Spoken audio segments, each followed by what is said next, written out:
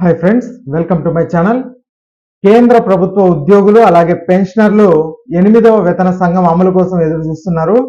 8th pay commission అమల్లోకి వస్తే ఉద్యోగుల జీతాలు అలాగే పెన్షనర్ల పెన్షన్ కూడా పెరుగుతుందని చెప్పొచ్చు. ఇటీవల పెన్షన్ సవరణ గురించి కొన్ని ఊహాగానాలు అయితే రాగా కేంద్ర ప్రభుత్వం దీనిపై పార్లమెంట్ వేదికగా క్లారిటీ అయితే ఇచ్చింది. మరి దానికి సంబంధించిన పూర్తి వివరాలు ఈ వీడియోలో అయితే తెలుసుకుందాం.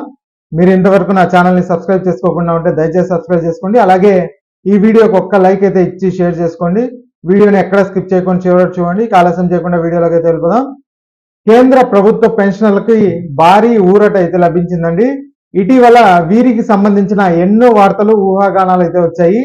8వ వేతన సంఘం సిఫార్సుల్లో పెన్షన్ సవరణ అంశం లేదని, దీనికి సంబంధించి విధి విధానాలని ప్రస్తావించలేదని ప్రచారం అయితే జరిగింది. ఇప్పుడు దీనిపై కేంద్ర ప్రభుత్వం క్లారిటీ అయితే ఇచ్చిందండి.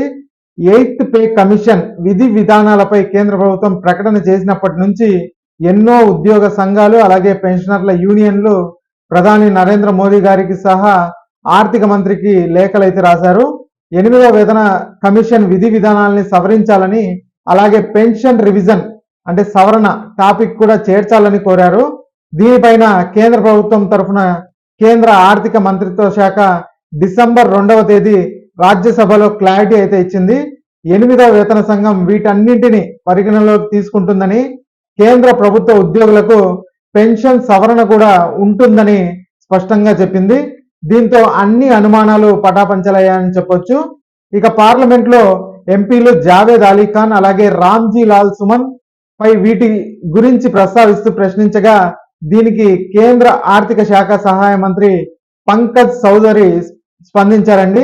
8వ వేతన సంఘం కింద పెన్షన్ సవరణను ఎందుకు ప్రతిపాదించలేదని క్వశ్చన్ చేశారు.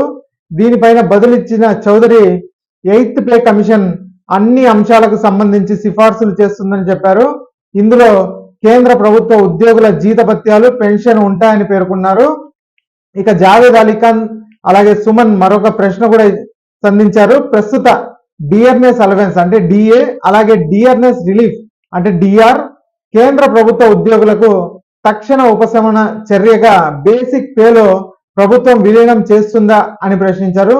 దీనికి కూడా బదులిచ్చిన పంకజ్ చౌదరి ప్రస్తుతానికి కేంద్ర ప్రభుత్వానికి దీనిపైన ఎలాంటి ప్రతిపాదన లేదని వెల్లడించారండి. ఇక సాధారణ డిఏ 50% దాటితే బేసిక్ పేలో విలీనం చేస్తూ ఉంటారు. ఈ క్రమంలోనే 2024 జనవరిలోనే డిఏ 50% అధిగమించగా అప్పుడు పలు ఉద్యోగ సంఘాలు డిఏను బేసిక్ పేలో విలీనం చేయాలని కేంద్ర ఆర్థిక శాఖకు లేఖ రాశాయి. కానీ ప్రభుత్వం నుంచి ఎలాంటి సానుకూల ప్రకటన అయితే రాలేదు.